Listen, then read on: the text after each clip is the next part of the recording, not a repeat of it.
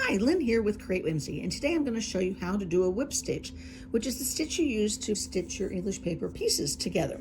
So these two have already, the fabric's been glued down to the paper template. I like to use the Sew Line glue sticks. They work really well and are really easy to use.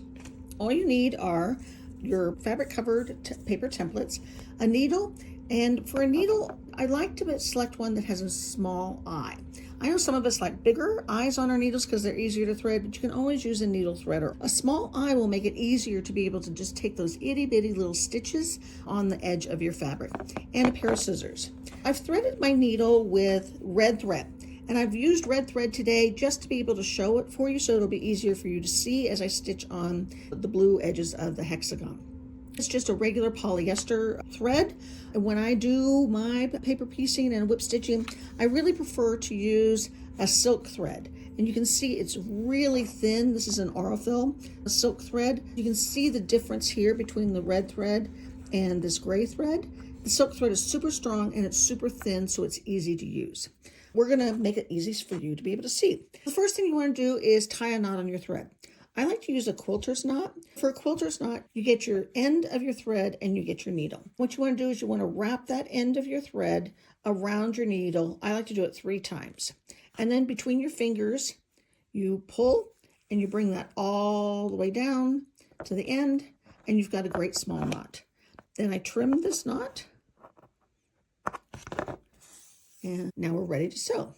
Take your 2 English paper pieces and you want to make them right sides together. We're going to sew these to this little side here on the hexagons. I want to take my needle and I'm going to go right in the corner.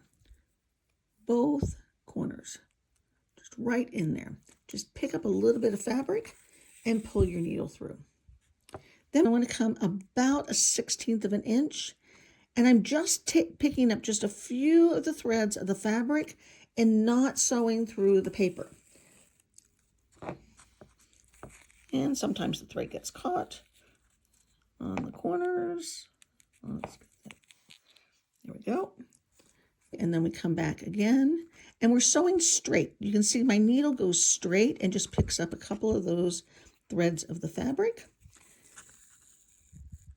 which makes the stitch look a little bit of a diagonal. So that's why it's called a whip stitch, because it looks like it's whipped. We do this all the way across the top edge until we get to the end. We're just about to the end. I've got one more stitch to take before I get to the corner, so I'll take that stitch.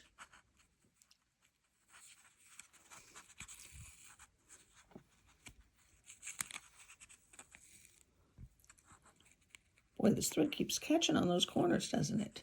We're going to go right back in like we did before, right into the corners.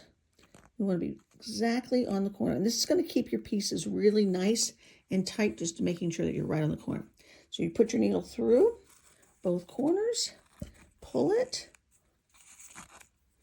until you get a small loop.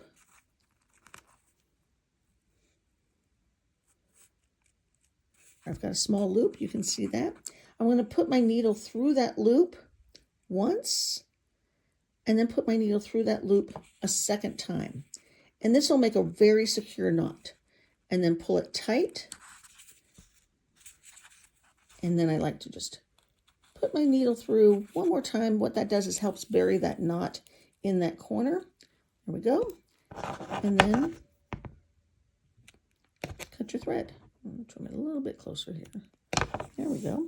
That is your whipped edge for sewing your English paper pieces together.